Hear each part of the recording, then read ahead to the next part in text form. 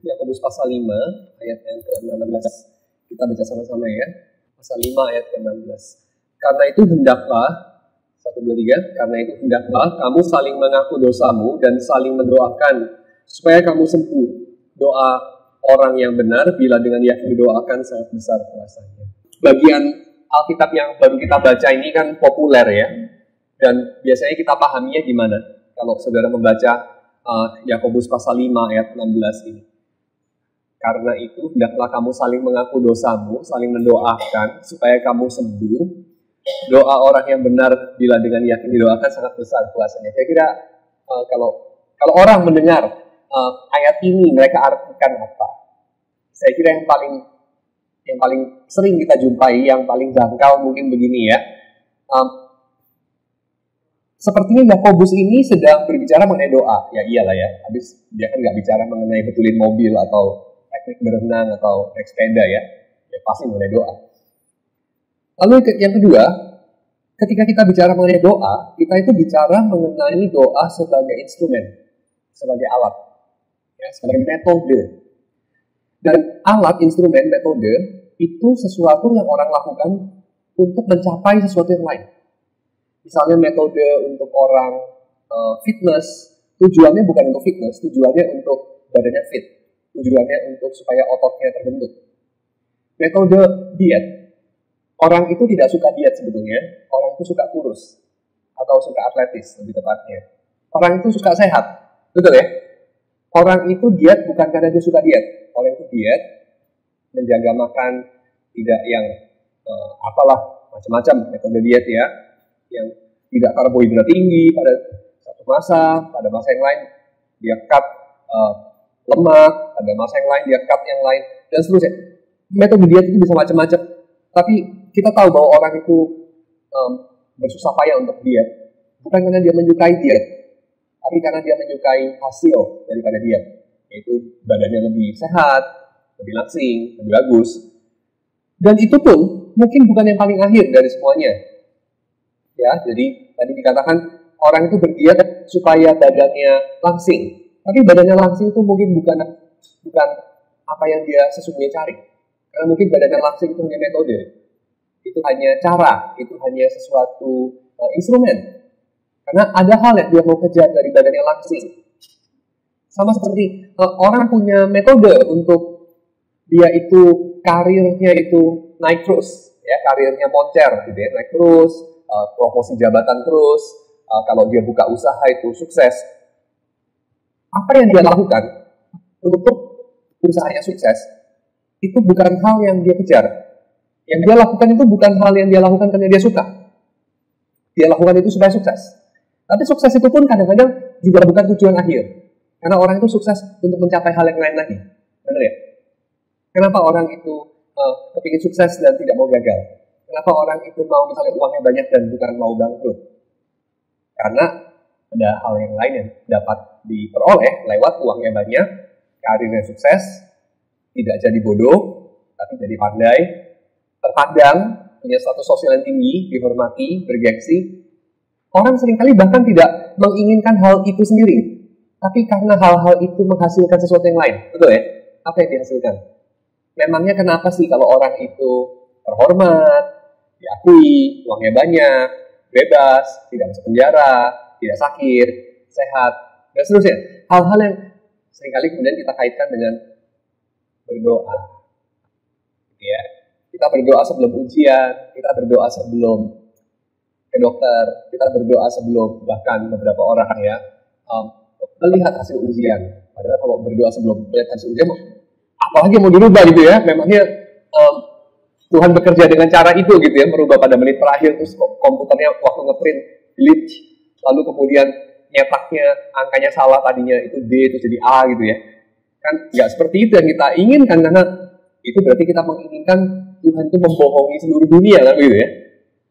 So, tapi poinnya begini, sebenarnya kalau perhatikan, orang itu berdoa, orang itu melakukan hal-hal yang baik, ya, yang baik itu macam-macam lah ya, mulai dari berolahraga, makan yang sehat, tidak berbohong, menjaga moralitas yang baik, berderma dengan murah hati, atau itu tadi ya, rajin berdoa. Orang melakukannya bukan karena hal itu memang dia ingin kerjakan. Orang melakukannya karena ada hal yang lain yang dia ingin capai. Dan dalam hal ini, kalau kita mau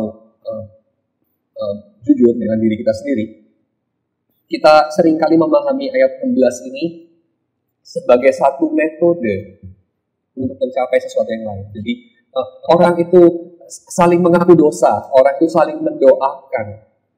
Seolah-olah Yakobus mengajarkan itu adalah metode supaya kamu itu tidak sakit-sakitan. Metode supaya kamu itu kalaupun sakit itu lebih cepat sembuh. Ya. Atau pada paruh kalimat yang kedua, supaya kamu itu kalau berdoa didengar sama Tuhan. Soalnya dikatakan di sini doa orang yang benar bila dengan yakin didoakan sangat besar kuasanya. Jadi supaya doanya didengarkan, barangkali seperti Elia itu doanya didengarkan oleh Tuhan. Kita perlu memenuhi dua syarat. Yang pertama, doanya jangan ragu-ragu gitu ya. Maka beberapa orang mengembangkan teknik berdoa itu kayak begini. Jangan bilang, Tuhan dengar doaku, Tuhan kabulkanlah kalau itu berkenan kepadamu. Tapi langsung diklaim saja, Tuhan terima kasih ya, saya itu ujiannya sudah dapat, semuanya itu A. Tuhan terima kasih, padahal belum ujian loh, Tuhan. Tapi dia udah ngomongnya, terima kasih ya ujiannya dapat semua A. Tuhan terima kasih ya nanti kasih saya anak-anak yang sehat-sehat, padahal punya pacar aja belum gitu ya.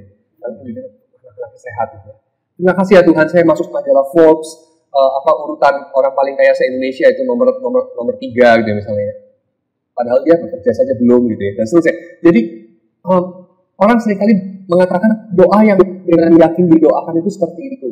Kita mengklaim sesuatu hasil yang Tuhan berikan sebelum kita bahkan memintanya kepada Tuhan, supaya barangkali Tuhan itu nanti sungkan, kita bisa panas-panasin Tuhan sehingga dia kemudian memberikan kepada kita ya, untuk mendemonstrasikan kemurahan hatinya dan seterusnya.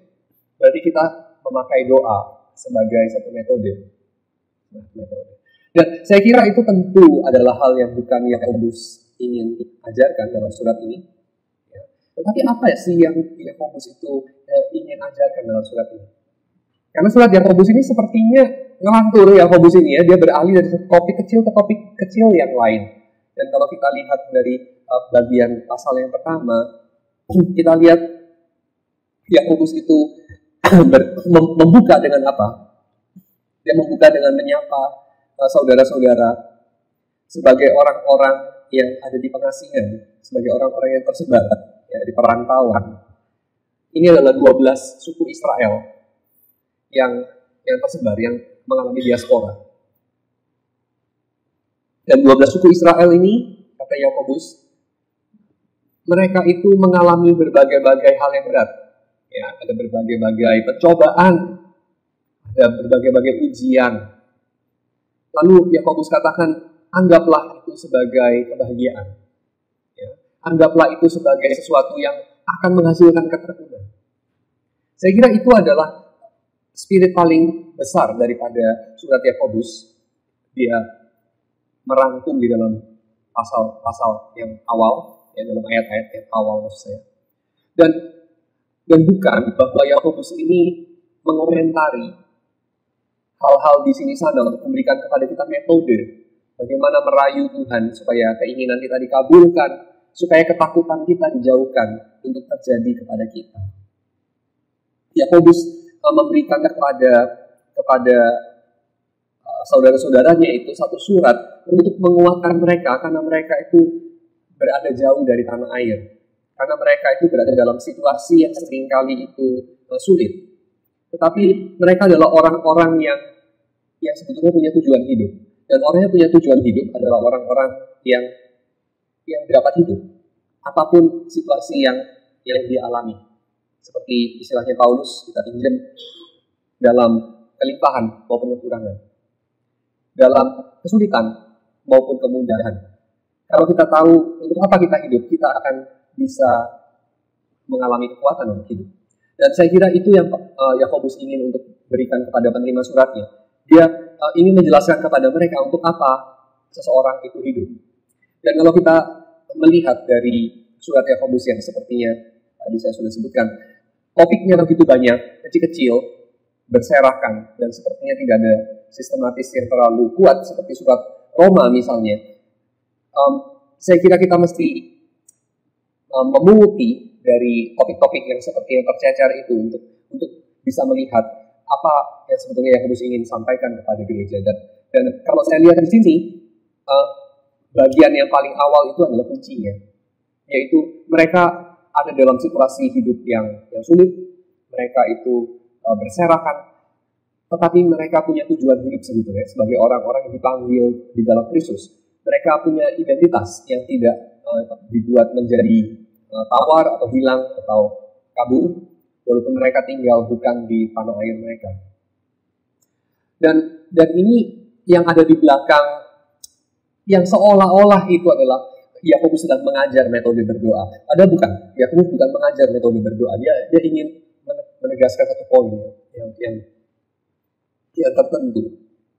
Jadi ketika dia mengatakan kalau ada yang kekurangan hikmat, misalnya dalam pasal 1 ayat yang ke-5, kalau ada yang kekurangan hikmat, hendaklah dia meminta kepada Allah. Ini bukan adalah metode di mana Yakobus mengajar kepada mereka supaya mereka lebih cepat dapat hikmat, supaya mereka itu dapat hikmat yang kualitasnya lebih tinggi. Tidak ya.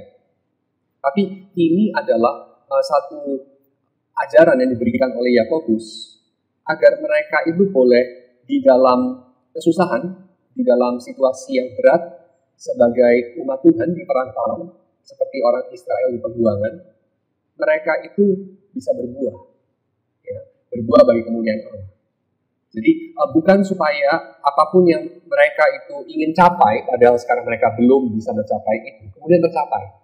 Ya. Apapun yang mereka ingin capai itu. Tidak, Yakobus bukan ingin mencapai itu, tapi Yakobus ingin memberikan kepada mereka peneguhan. Kamu adalah umat Allah, seperti orang Israel dahulu adalah umat Allah. Dan seperti orang Israel dahulu adalah umat Allah, kemudian mengalami masa pembuangan, kamu pun sekarang juga dalam masa diaspora. Dan kamu tahu apa panggilan kamu tahu apa identitas kamu, dan ini akan menguatkan kamu. Yang Yakobus kemudian bagikan. Dan Yakobus membagikan kepada mereka ini. Kamu ketika kekurangan hikmat, kamu dapat memperoleh hikmat dengan meminta kepada Tuhan. Meminta dengan satu kepercayaan bahwa Tuhan memang menginginkan untuk memberikan hikmat itu. Ya, semacam itu. Itu hanya contoh saja saya berikan. Nah, sekarang kita akan fokus lebih pada bagian yang kita barusan baca ya. Yang bagian barusan kita baca itu sepertinya tadi saya katakan mengajar kita untuk berdoa. Metode berdoa. Tapi saya akan katakan bukan. Ya, penekanannya bukanlah kepada supaya kamu doanya didengar oleh Tuhan, kamu harus saling mengaku dosa, bukan. Tapi karena kamu adalah umat Tuhan, karena kamu adalah umat Tuhan yang dipanggil oleh Tuhan dan dikirim ke dalam dunia seperti domba ke tengah serigala, situasi yang berat yang melawan Tuhan akan melawan kamu, maka di antara kamu harus ada kesatuan tubuh yang baik, di antara kamu harus ada keumatan yang baik. Dan keumatan itu akan terjalin di antaranya lewat kamu saling mendoakan, kamu saling mengaku dosa. Dan kita lihat kemudian buktinya ya di dalam bagian-bagian yang berserakan. Saya punguti sekarang bagian-bagian itu. Misalnya kita lihat dalam pasal yang pertama, setelah Yakobus sepertinya mengajar mereka bagaimana caranya meminta hikmat dari Tuhan. Kemudian dia kasih social commentary, ya, dia kasih komentar mengenai hal pertama dalam surat Yakobus yang dia garis bawahi, yang dapat memecah belah persekutuan, yaitu perbedaan kelas. Yang dia katakan dalam ayat yang ke-9 dan yang ke-10. Di sini ada orang yang keadaannya rendah dan ada orang yang kaya.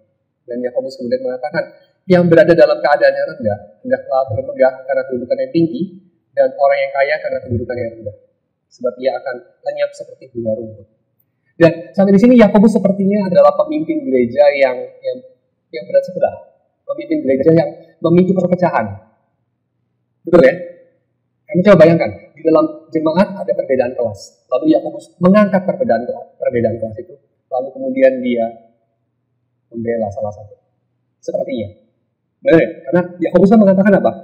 Yang berada dalam keadaan rendah, kamu berpegang kedudukan tinggi. Tapi orang-orang yang kaya ini paralel daripada yang keadaannya rendah, berarti yang keadaannya tinggi, ya. Dia itu bermegahlah. Karena apa? Karena kedudukannya rendah. Nah, ini interesting. Kenapa? Karena kalau orang kedudukannya itu tinggi, walaupun sekarang keadaannya rendah, dia punya alas untuk bermegah. Karena masa depan, kemana orang itu akan menuju, itu adalah alasan yang lebih kuat untuk dia bersuka cita atau berduka cita ketimbang keadaan masa kini yang akan berlalu. Coba saya ulangi lagi ya. Saudara, kalau sekarang ini punya prospek besok kamu akan sehat, lebih sehat dari hari ini, atau besok kamu akan lebih kaya dari hari ini, dibandingkan dengan besok kamu akan lebih miskin daripada hari ini, atau besok kamu akan lebih lemah daripada hari ini. Nah, terlepas dari hari ini kamu seberapa kaya atau seberapa sehat, kalau prospeknya itu naik, itu kamu lebih happy, atau kalau prospeknya itu turun, kamu lebih happy? Naik pasti ya. Jadi saya kira alasan untuk bersuka cita itu lebih ada pada masa depannya. Dan Yakobus di sini sangat jelas ada biasanya kemana, karena dia mengatakan orang yang kaya kedudukannya itu rendah, sebab dia akan lenyap seperti bunga rumput. Saudara yang berada dalam keadaan rendah, kedudukannya akan naik. Dan ini Yakobus sedang mengutip teologinya Lukas, karena Lukas mengatakan mereka yang berkuasa akan pergi dengan tangan hampa. Lalu kita akan mengatakan Lukas dan Yakobus ini adalah Marxis yang merayakan revolusi, dan ini anti-Kristen. Lalu kita akan mengatakan, ya pasti nggak begitu, karena ini kan adalah Alkitab. Betul ya?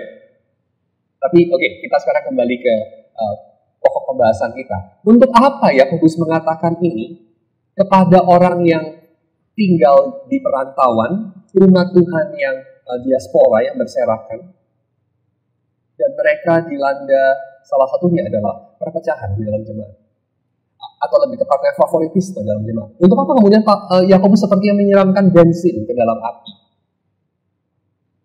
Untuk apa? Ini kan seperti ngomporin ya. Yakobus ini ngomporin revolusi sepertinya kepada keadaan jemaat yang sepertinya malah sudah matang untuk revolusi. Untuk apa Yakobus melakukannya? Nah, ini semua nanti ada hubungannya dengan kamu saling mendoakan. Jadi saling mendoakan dan saling mengaku dosa itu bukan metode untuk kamu mencapai satu tujuan diri kamu sendiri yang kamu ingin capai. Bukan, Yakobus bukan sedang mengajar semacam sekolah doa supaya kamu itu lebih pintar berdoa, supaya keinginanmu lebih terwujud. Bukan. Karena Yakobus sudah tidak mengajarkan doa sebagai alat. So, kembali ke sini. Kamu bisa memakai itu ya, untuk memahami bagian ini.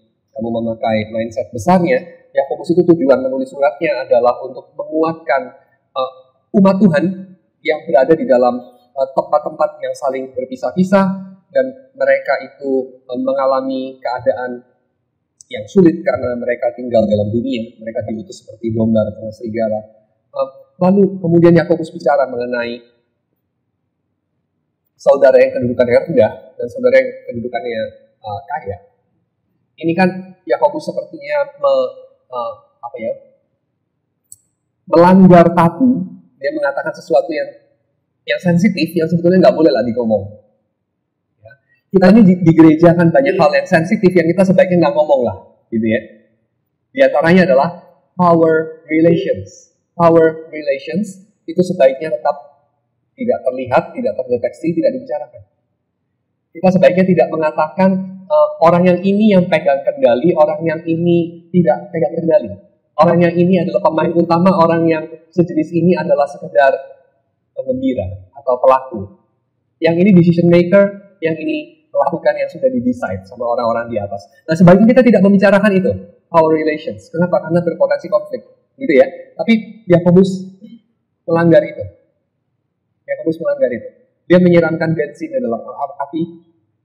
Dia ini sepertinya bicara mengenai perbedaan suku, di dalam gereja yang ada macam-macam suku dan ada ketegangan di antara macam-macam suku. Ada perasaan terhina dan seterusnya. Yakobus ini provokator. Kenapa dia melakukan itu? Ya, apa karena Yakobus seorang Marxis? I don't think so. Karena Karl Marx baru lahir abad ke-19. Yakobus bukan seorang Marxis. So, apakah Yakobus tukang cari gara-gara? Sudah cukup banyak gara-gara. Buat apa dia cari gara-gara lagi? Tidak. Karena apa? Karena dia ingin menguatkan jemaat. Karena dia ingin menguatkan jemaat yang tinggal saling berjauhan, saling berserak-serakan di kota-kota di mana mereka tinggal sebagai domba di tengah serigala. Ya, Yakobus ingin menguatkan mereka sebagai umat Tuhan. Dan hal yang pertama, ini saya induktif ya, jadi saya kasih pecahan nanti baru simpulkan. Pecahan yang pertama itu adalah dia addressing jurang sosial, dia addressing.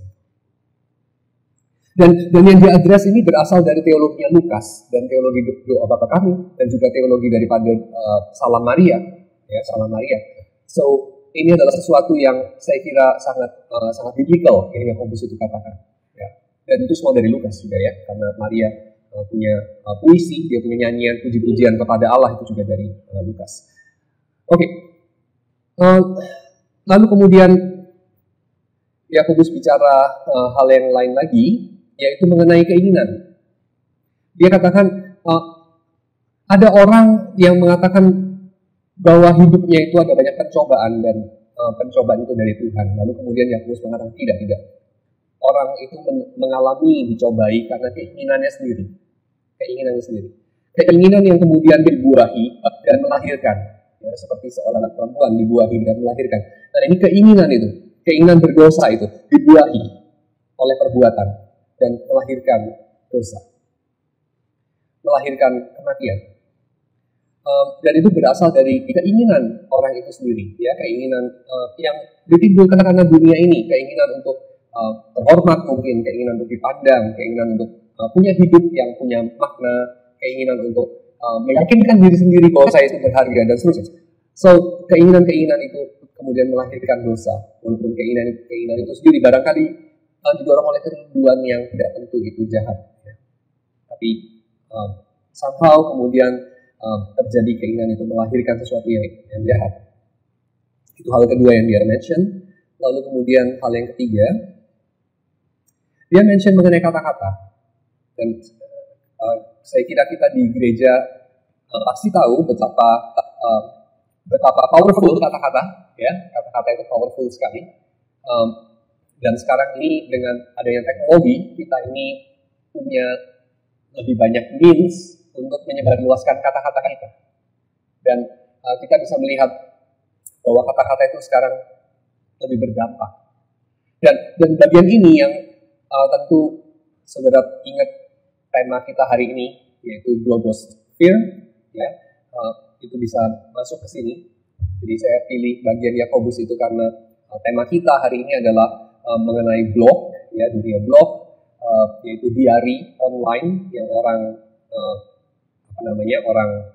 buat, ya, dan sebarluaskan. Diary online itu bisa berupa blog yang tersendiri dia buat atas namanya sendiri, ataupun itu orang tulis di Facebook misalnya, atau orang tulis di media sosial yang lain, atau orang tulis di Instagram yang waktu itu belum populer sewaktu buku ini ditulis, ya bukunya si Kevin Van Hooser. So dia tidak bicara mengenai Instagram. Tapi intinya sama, yaitu apa yang ada di dalam yang otherwise orang lain tidak bisa lihat, kemudian orang lain bisa lihat karena kita mengatakannya.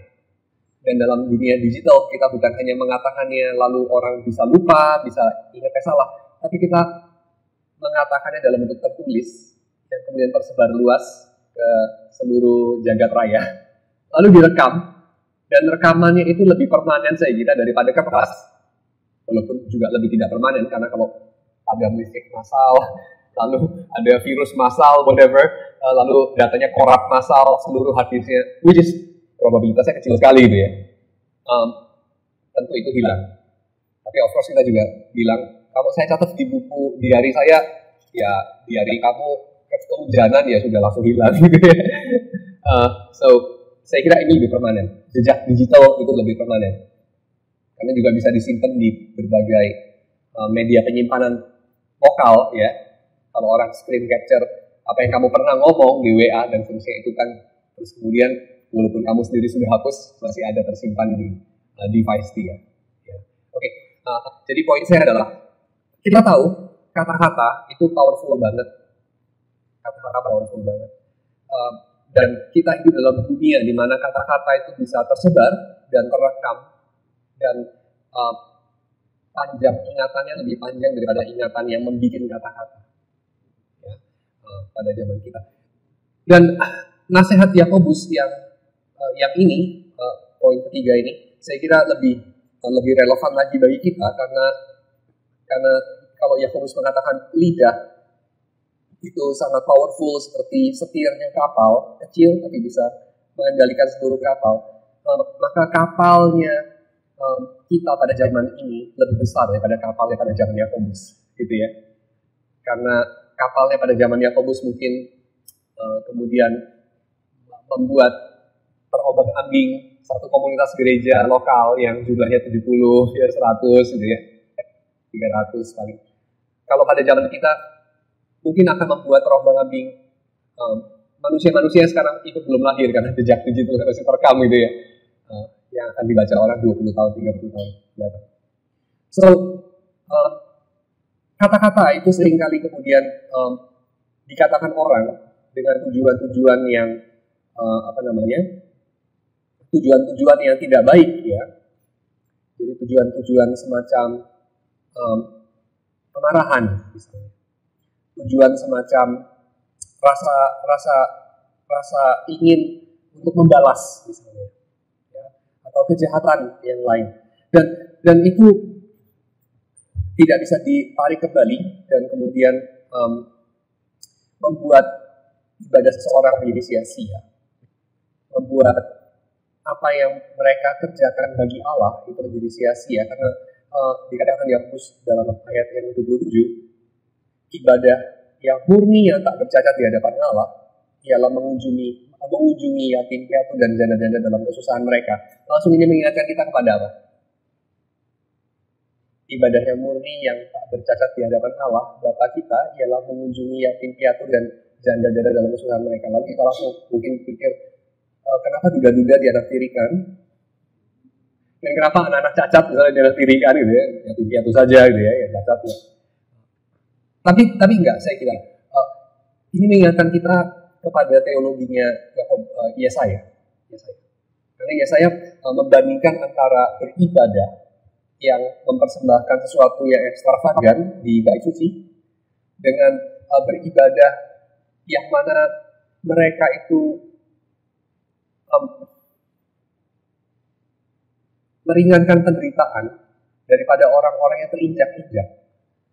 Beribadah di mana mereka meringankan penderitaan atau lebih tepatnya membuat menjadi terdengar nasib orang yang tidak punya suara, ya, yaitu janda-janda di sini dalam konteksnya Yesaya, tapi juga masih rupanya dalam konteksnya Yakobus.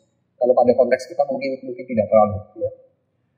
Yatim piatu itu juga saya kira dalam konteks kita masih ada. Lalu poinnya di sini tentu bukan secara legalis. Oke, jadi Tuhan itu rupanya punya tempat yang istimewa untuk anak-anak yang tidak punya orang tua dan juga perempuan-perempuan yang kehilangan suami. Tapi saya kira tidak legalis itu. Bagian ini adalah bagian yang merujuk kepada ibadah yang murni itu adalah kasih atau perwujudan atau ekspresi kasih kepada mereka yang tidak bisa membalas. Saya kira ini adalah sesuatu yang lebih konsisten dengan teologi perjanjian baru, ya, seperti yang Yesus katakan, kalau kamu mengundang orang yang kemudian mengundang kamu kembali, maka tidak ada lebihmu daripada dunia ini. Tapi kalau kamu mengundang mereka yang tidak bisa mengundang kamu kembali, nah di situ kamu mencerminkan apa yang Bapa lakukan kepada manusia. So, saya kira itu lebih konsisten di sana. Dan Dan ini adalah ciri atau isu yang keempat yang diangkat sama Yakobus, ya, social justice di sini yang menjadi satu tolok ukur atau indikator dari ibadah kita. Dan itu ada kaitannya sama apa? Ada kaitannya sama kata-kata. Lalu kemudian dia mengkaitkan lagi dengan isu yang pertama, yaitu perbedaan kelas. Dalam pasal yang kedua, ayat yang kedua sampai dengan ayat yang keempat, Yakobus, saya kutip aja ya, mengatakan begini. Jika ada seorang masuk ke dalam kumpulanmu dengan memakai cincin emas dan pakaian indah, dan datang juga seorang miskin ke situ dengan memakai pakaian buruk, dan kamu menghormati orang yang berpakaian indah itu dan berkata kepadanya, silakan Tuhan duduk di tempat yang baik ini. Sedang kepada orang yang miskin itu kamu berkata, berdirilah di sana, atau duduklah di lantai ini dekat tumpuan kakiku. Bukankah kamu telah membuat pembedaan dalam hatimu dan bertindak sebagai hakim dengan pikiran yang jahat? Ya, lalu kemudian kembali dia mengutip teologinya Lukas, dan juga itu sebetulnya teologinya Yesaya. Bukankah Allah memilih orang-orang yang dianggap miskin oleh dunia ini menjadi kaya dalam iman dan menjadi ahli waris kerajaan yang telah dijanjikannya kepada barang siapa yang mengasihi Dia? Tapi kamu telah menghinakan orang-orang miskin, bukankah justru orang-orang kaya yang menindas kamu dan yang menyeret kamu ke pengadilan, barangkali karena protes mengenai dampak lingkungan daripada kebun kelapa sawit mereka atau pertambangan batu bara mereka atau yang lain-lain. Bukankah mereka yang menghujat nama yang mulia yang olehnya kamu menjadi milik Allah? Akan tetapi jika kamu menjalankan hukum utama yang tertulis dalam kitab suci, kasihilah sama manusia seperti dirimu sendiri, kamu berbuat baik. Tapi jika kamu memandang muka, kamu berbuat dosa. Dan oleh hukum itu menjadi nyata bahwa kamu melakukan pelanggaran. Dan seterusnya. Ini adalah isu yang keempat. Lalu kemudian isu yang kelima, dia mengatakan, sebab ia mengatakan jangan berzina, ia mengatakan juga jangan membunuh. Jadi jika kamu tidak berzina tapi membunuh, kamu menjadi pelanggar hukum juga. Berkatalah dan berlakulah seperti orang-orang yang akan dihakimi oleh hukum yang memerdekakan orang, sebab penghakiman yang tak berbelas kasihan akan berlaku atas orang yang tidak berbelas kasihan, tapi belas kasihan akan menang atas penghakiman. Lalu dia sampai kepada isu utamanya. Isu utamanya adalah ini. Apa gunanya saudara-saudaraku jika seorang mengatakan ia mempunyai iman padahal ia tidak mempunyai perbuatan? Dapatkah iman itu menyelamatkan dia? Dan itu di situ Martin Luther mulai tunjuk tangan gitu ya. Yakobus, sorry, saya punya pertanyaan gitu ya. Tapi tentu kita tahu bahwa di dalam Alkitab itu tidak ada dua teologi yang saling meniadakan. Ya. Jadi saudara jangan khawatir, Yakobus di sini bukan sedang berperang sama Paulus, tidak seperti itu gambarannya. Tapi dalam konteks yang Yakobus menulis suratnya, ada isu itu. Ya. Ada isu apa? Ada isu bahwa orang-orang tertentu menghayati ibadah kepada Tuhan, persis sama seperti orang-orang Israel pada zaman Yesaya menghayati ibadah kepada Tuhan, yaitu terpisah daripada perbuatan yang dikerjakan khususnya mengenai hal-hal yang tidak menyenangkan dalam dunia ini. Realitas-realitas yang tidak menyenangkan dalam dunia ini. Yaitu realitas yang kita kemudian jinakkan dengan istilah hal-hal sensitif, hal-hal kontroversial, hal-hal yang sebaiknya tidak sopan yang dikatakan itu di gereja, hal-hal yang berpotensi salah paham, jadi sebaiknya tidak dibahas. Tetapi Yakobus dengan sengaja membahasnya. Dan dia membahasnya bukan karena dia memang orang yang suka cari gara-gara atau orang yang suka kontroversi, karena kontroversi biasanya itu disorot sama wartawan, bukan. Tapi karena Yakobus ini menguatkan orang-orang percaya yang ada di perantauan, orang Israel dalam diaspora, Israel yang baru, Israel dalam arti orang Yahudi, tapi Israel yang baru, yang di dalam perantauan. Jadi dia mau mengatakan bahwa penghayatan iman yang pilih-pilih, ya, jadi penghayatan iman yang didasarkan kepada kesukaan sendiri. Aku misalnya suka untuk menghayati dan melelahkan tubuh bagi Tuhan itu adalah dengan misalnya menantang berdebat orang-orang yang menghina iman Kristen atau orang-orang yang mengatakan iman Kristen itu tidak rasional, maka aku membaktikan hidupku dan waktuku untuk tackle hal itu yang orang lain barangkali tidak melakukannya dengan terlalu baik. Atau orang yang lain lagi, aku sih tidak pandai seperti itu, seperti orang-orang Dominikan, maka aku itu ingin membaktikan diriku dengan hal yang lebih sederhana. Mungkin menolong orang-orang yang miskin, mungkin memperhatikan mereka yang merasa tidak diperhatikan di gereja, dan seterusnya. Dan orang yang lain lagi, mungkin yang lain lagi ya, aku nggak begitu pandai lah untuk memberi nasihat atau menemani orang, nggak sabar juga aku. Tapi otak juga nggak tajam juga. Tapi badanku besar dan aku suka lah beres-beres di gereja, jadi aku ya bantu-bantu lah tim perlengkapan lah di gereja. Tapi penghayatan iman, penghayatan mengikuti Yesus yang pilih-pilih seperti ini, dan khususnya pilih yang menyenangkan, pilih yang tantangannya sedikit, pilih yang yang resikonya kecil. Saya kira itu adalah sesuatu yang Yakobus justru ingin mau address di sini. Dan kenapa kita bicara ini semua? Sewaktu kita mau bicara mengenai blogosphere, ya, kita mau bicara mengenai teknologi blog di dalam dunia cyber, ya, dalam dunia kita hari ini. Saya kira karena kita mau menjelaskan mengapa kemudian Yakobus itu bicara mengenai saling mengaku dosa. Saling mengaku dosa dalam pasal yang kelima nanti. Perjalanan masih panjang ya. Saya sadar ini waktunya jalan terus. Jadi saya skip aja. Kamu kira-kira bisa lakukan sisanya di rumah. Mengumpulkan datanya untuk sampai pada kesimpulan itu. Saya tidak katakan semuanya. Tapi kira-kira nanti pada kesimpulannya kita bisa lebih mengerti mengapa dalam pasal ke-5 ayat 16, itu masih agak jauh ya, pasal 5 ayat 16. Kemudian Yakobus membawa seluruh diskursus ini kepada hendaklah kamu saling mengaku dosa dan saling mendoakan.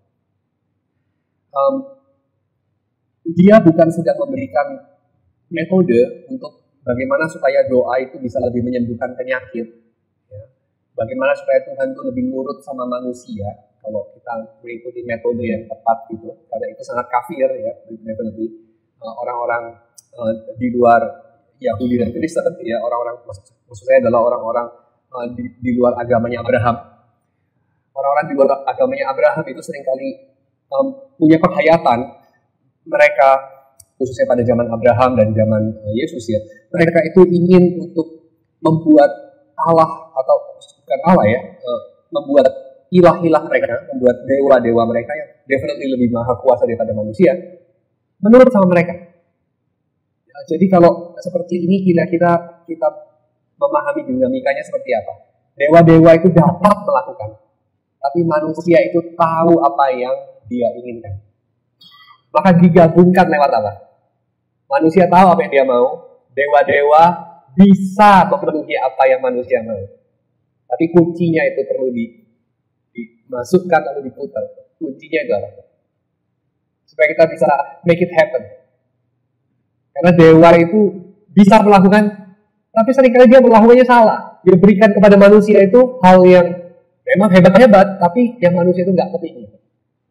Misalnya apa? Dewa itu bisa kasih belalang dalam jumlah banyak itu menghabisi seluruh ladang pertanian. Itu kan hebat sekali ya. Kamu lakukan nggak bisa kan? Tapi manusia nggak mau itu. Itu kan mimpi buruk ya.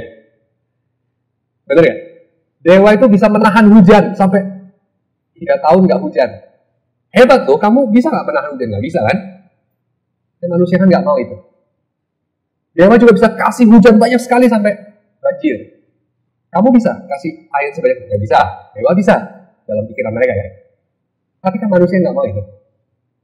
Nah, kuncinya bagaimana supaya kita bisa tapping kekuatan ilahi dari para dewa, sehingga mereka melakukan yang kita mau. Mungkin mereka katakan, nggak usahlah semuanya kekuatannya, 1/1000 aja deh. Tapi yang diberikan, ini yang persis yang saya mau. Nah, kuncinya itu adalah doa. Tapi doa yang dipahami secara salah. Doa yang demonik sebetulnya. Doa yang ingin dimintakan dalam bahasa Yakobus untuk memuaskan keinginan sendiri, memuaskan hawa nafsu sendiri. Dan antitesis daripada itu adalah apa? Antitesis daripada itu adalah saling mengaku dosa dan saling mengampuni.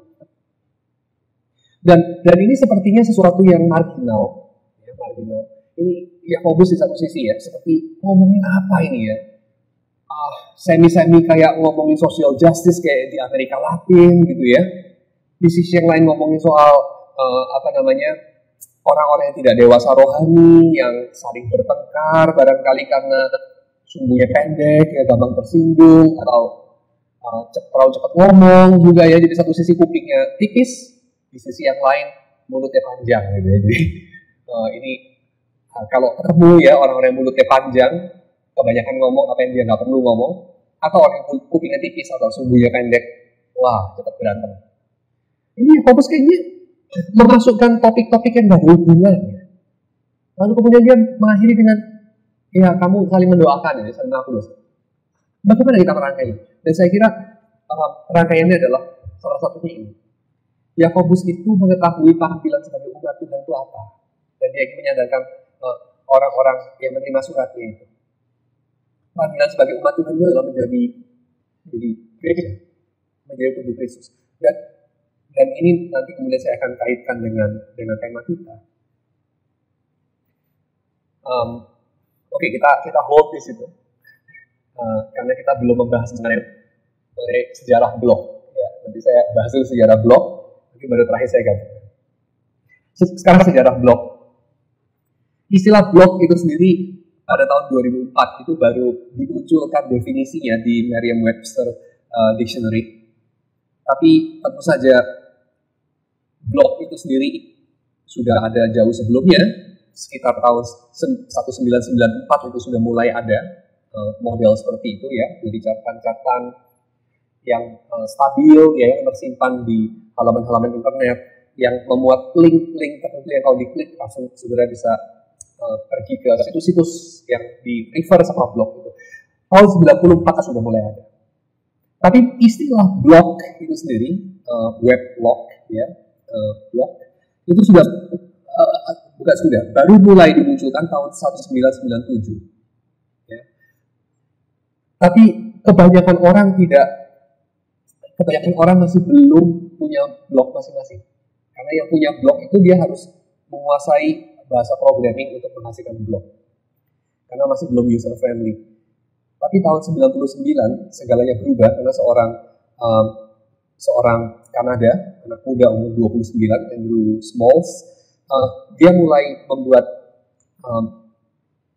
membuat satu aplikasi atau membuat satu temuan atau satu perangkat yang memudahkan orang yang tidak mengerti bahasa programming untuk bikin blog mereka sendiri.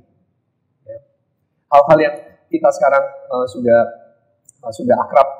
Kalau Anda punya blog, Anda bisa bikin di Blogspot atau whatever,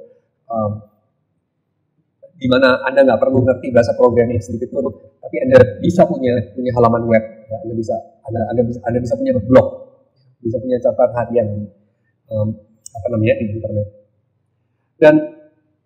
Dan kemudian ini menjamur. Ya. Jutaan blog kecil-kecil muncul di sana. Dan pengaruhnya kemudian menjadi besar. Dan sekarang kita sudah rasanya tidak terlalu lagi melihat mereka terlalu banyak, khususnya di Indonesia, karena orang Indonesia agak malas membaca dan menulis. Jadi mungkin yang lebih populer itu vlog sekarang, vlog, video blogging. Jadi orang bikin di YouTube gitu ya biasanya, dan seterusnya. Tapi intinya sama, yaitu apa? Apa inti daripada blog ini? Apa yang dibagikan di blog? Apa yang dibagikan di vlog? Apa? Satu, berpusat kepada individu. Ya, namanya blog itu ya individu. Dia bukan kelompok biasanya. Ya ada sih yang kelompok ya, tapi pada umumnya itu individu. Dan memang ciri-cirinya kalaupun itu kelompok, selalu bisa dirujuk kepada satu individu tertentu. Kalaupun pada gereja, biasanya intinya itu adalah pastornya. Ya, jadi ada satu individu. Dan ini penting. Kenapa? Karena blog itu memuat membuat sesuatu yang personal. Dan korporat itu tidak punya personalitas yang sepersonal seorang person ya. Ya simple aja. Karena korporasi itu kan orang banyak. Korporasi harus accommodate orang banyak. Ya, jadi korporasi pasti lebih tidak personal. Dan itulah bedanya blog atau kantor, bukan kantor ya, produk-produk berita atau semacam bacaan-bacaan rutin yang seperti berita yang dikelola oleh pribadi dengan model seperti blog dengan apa yang Anda baca di Kompas atau Tempo, di harian-harian CNN atau whatever, yang mainstream. Ada bedanya. Apa bedanya? Bedanya kalau kamu baca detik.com, Kompas, Tempo, kamu membaca sesuatu yang seobjektif mungkin. Ini bukan opini pribadi. Ini sesuatu yang semua pihak itu bisa mengecek. Ini impersonal, sisi objektifnya. Tetapi dalam blog justru bukan itu yang dicari. Dalam blog yang dicari itu opini. Ya, opini. Orang yang membaca blog itu ingin tahu. Jadi kalau lu ngomong apa? Nah, saya suka fotografi dan dulu saya suka sekali membaca tulisan-tulisan di website fotografi, dan saya menjumpai ada satu orang blogger boleh dikatakan yang dia itu situsnya itu agak mirip juga sebetulnya dengan situs yang memuat tips-tips untuk memotret, review ala-ala foto dan seterusnya, yang dikelola secara lebih mainstream. Yang saya bilang dikelola dengan lebih mainstream itu diantaranya adalah seperti let's say date review, ya, digital photographic review yang dimulai sama Phil Esky misalnya, Imaging Resources, BH Photo Studio misalnya, ya, dan segala macam. Itu lebih umum, lebih objektif, lebih seperti berusaha. Enggak ya, kita kalau bicara objektif ada perdebatan gitu ya, enggak objektif juga dan sebagainya. Tapi setidaknya dia berusaha objektif. Tapi ada situs-situs yang lebih personal.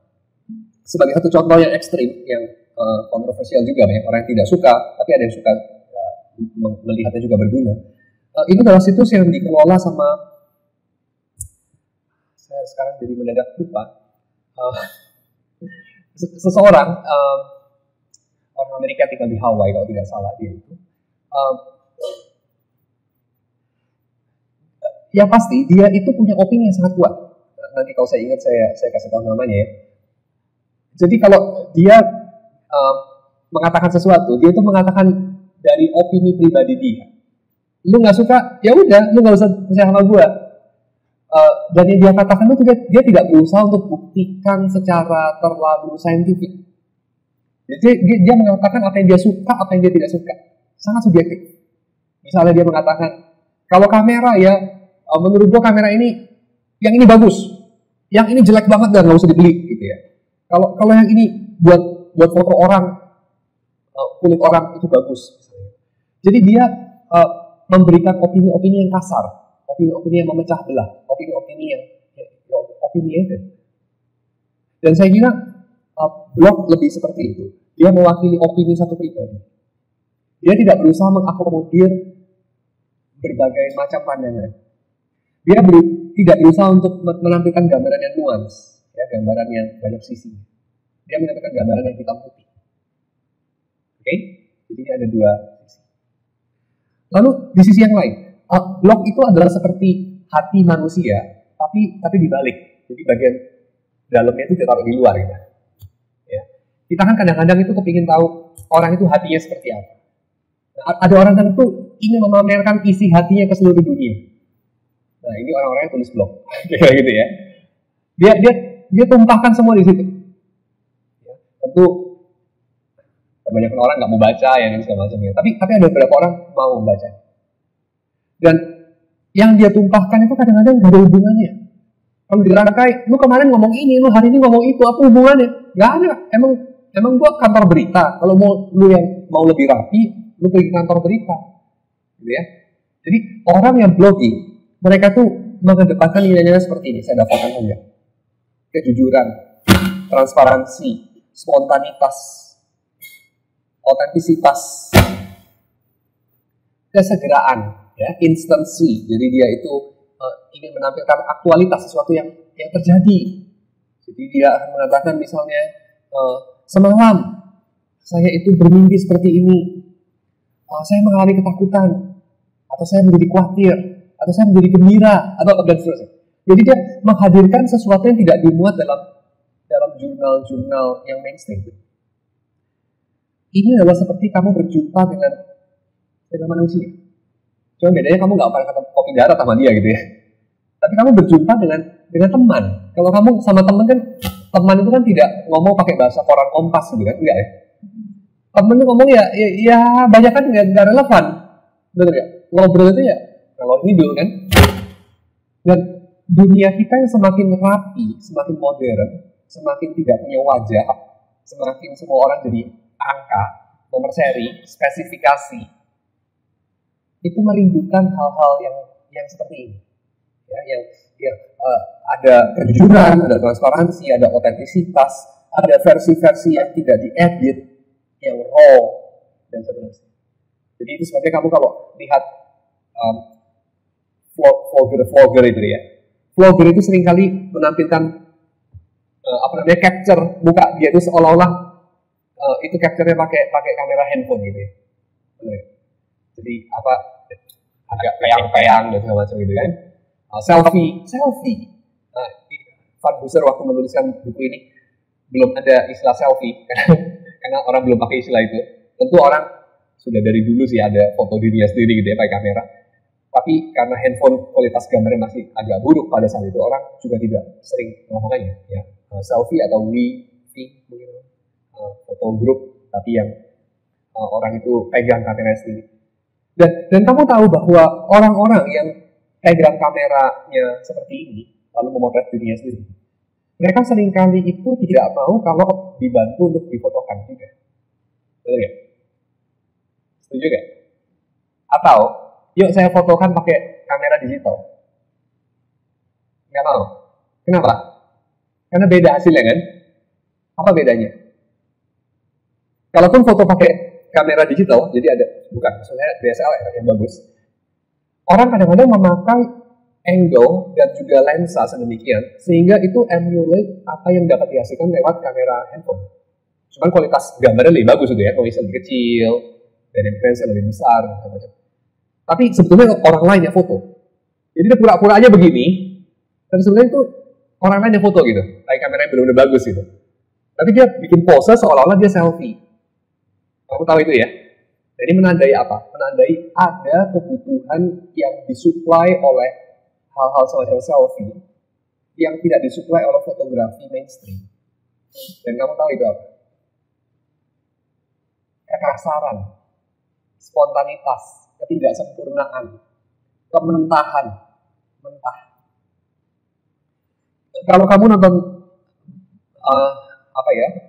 suatu acara yang dihasilkan oleh kantor berita yang tradisional yang besar, yang sudah menaun, kamu menghadapi sesuatu yang sudah sangat halus, sangat proses, sangat diedit. Benar ya? Kalimat-kalimatnya itu sempurna lah, nggak ada lah kayak penyiar TVRI zaman dulu tuh kalimatnya tuh salah-salah ya, grammarnya salah, ngomongnya apalah, ngulang-ngulang gugup, nggak ada lah kayak gitulah. Semua tuh perfect banget. Tapi kalau vlogging itu perfect banget, nggak seru. Harus ada imperfection dan segala macam. Nah, kita tahu ini supply apa? Apa yang di-cater? Kenapa itu begitu laku? Kamu tahu apa? Yang di-cater itu adalah keaslian. Keaslian. Ya. Hidup itu ya seperti itu. So, orang sudah lama kehilangan hal itu. Lalu sekarang kita bertanya. Jadi setelah ini berpanjang-panjang kita bercerita mengenai vlogging, blogging, atau participatory media, ini saya belum sebut ya. Kamu kan tahu ada Kompas, tapi ada Kompasiana, benar ya? Ada Tempo, lalu ada apa lagi? Yang pembaca yang tulis. Tempo ada juga. Kayaknya ada ya. tapi namanya apalah gitu ya. Lalu ya whatever, kantor berita besar, lalu ada versi penulis yang amatir yang menulis gitu, ya kan? Lalu saya tanya, kenapa ada pasarnya untuk ini? Kenapa ada pasar orang baca Kompasiana, baca apa, C-word, whatever, ya kayak gitu-gitu ya. Blog, vlog, kenapa? YouTube, vlogger, itu menjual apa sebenarnya? Dia bikin review produk. Hey, reviewer yang profesional bikin juga kan? Tapi reviewer yang dibikin sama vlogger itu ada trafficnya loh, ada yang ngeklik, ada yang nontonin gitu kan? Kenapa? Pertama, kalau reviewnya itu seperti gayanya review kamera di preview ya, standar banget lah. Introduction, spesifikasi, desain, handling, speed and function, lalu apa, image quality 1 biasanya itu resolusi, image quality 2 biasanya noise pada high ISO, image quality 3 dynamic range. Aduh, ini textbook atau apa gitu ya. Terus pada akhirnya toh orang tetap berdebat mengenai objektivitas, fairness daripada metode yang dipilih, misalnya gitu ya. Dan kedua, orang juga malas kali ya panjang lebar, jadi kesimpulannya kameranya bagus apa enggak, kan gitu kan. Dan yang ketiga, orang itu kepingin punya orang itu mencari validasi. Orang itu bukan mencari kebenaran. Orang itu seringkali hanya mencari validasi, mencari konfirmasi dari apa yang dia sudah curiga. Jadi orang itu butuh teman, bukan butuh kebenaran, bukan butuh pengetahuan. Orang itu butuh persekutuan. Hey, you are not alone. You've got a friend, even in Jakarta. Kurang lebih gitu. Ya, orang butuh itu. Dalam kota Jakarta yang kejam, katanya apa yang lebih kejam dari ibu tiri. Itu orang butuh teman gitu. Dan temanmu siapa? Temanmu yaitu vlogger-vlogger yang amatir dan kasar dan ya walaupun sekarang ini makin hari makin edited ya pasti ya. Jadi spontanitasnya, gagap-gagapnya, casualnya itu pun sudah edit banget sih seringkali. Tapi oke lah, yang mereka pasarkan itu spontannya itu. Dan kita tahu ini supply apa? Supply persekutuan sebenarnya. Jadi apa yang dibagikan sama Van Hooser ya di dalam dia punya buku, saya kira mungkin tidak terlalu relevan sama kita di Indonesia ya.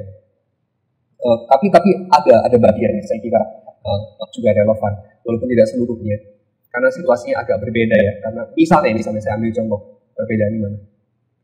Kita ini tidak punya kebiasaan tulis jurnal.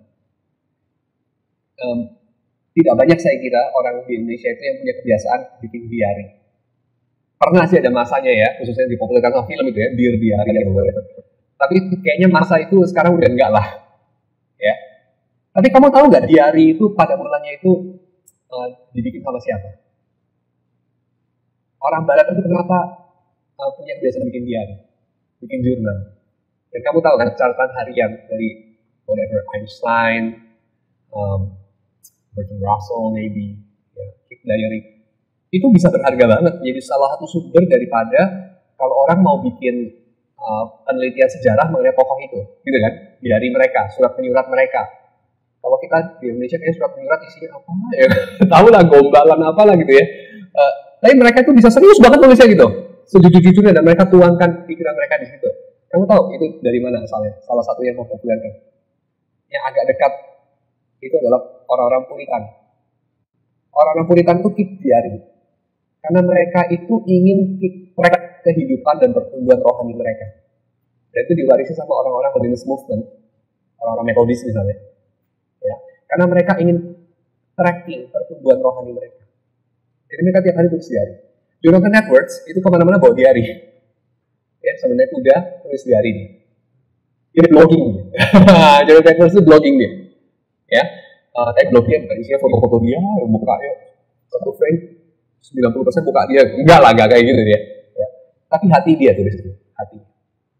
Ya. Pascal tulis diari. Dan seterusnya. Dan bapak moyangnya siapa kira-kira? Agustinus tulis diari.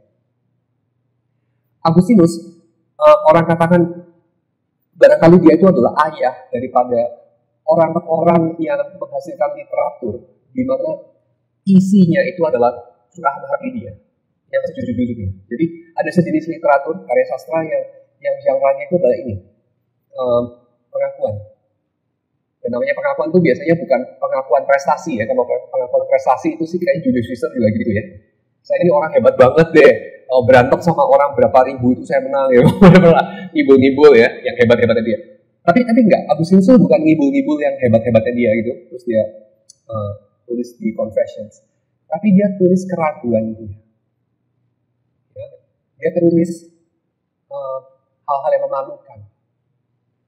Dia tulis hal-hal yang tidak bikin dia itu kayak orang hebat, legenda, besar, dewa, panutan moral. Bukan. Tapi juga bukan sebaliknya. Membanggakan dosa juga bukan.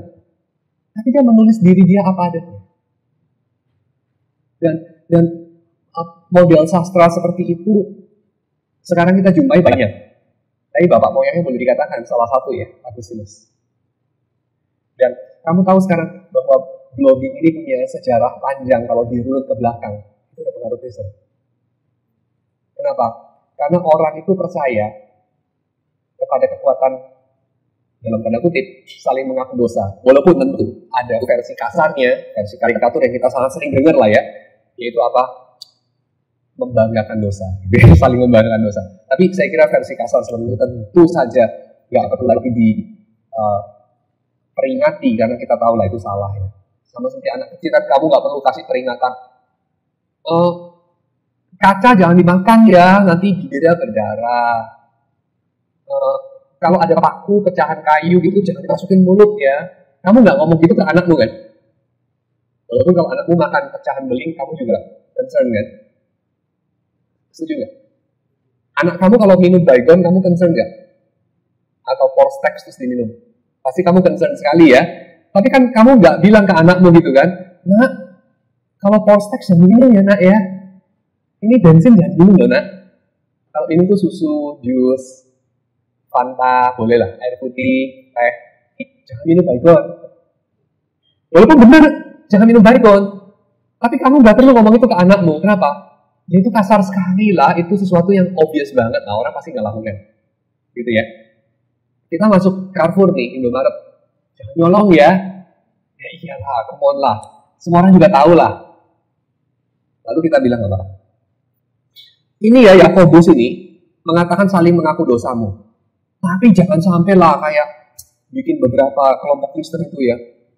Giliran ngaku dosa itu sampai kayak dibangga-banggain gitu ya. Lu tahu nggak dulu gua ini preman. Wah, berantem satu hari 5 kali gitu ya. Aduh, lu tuh masih banggain dosa aja gitu. Nah, ya nggak perlu ngomong lah. Karena kita tahu obviously itu sesuatu yang tidak sehat untuk dilakukan. Tapi yang saya mau tekankan pada malam hari ini adalah apa sih yang sebetulnya Yakobus ingin untuk tawarkan melalui saling mengaku dosa, saling mengampuni.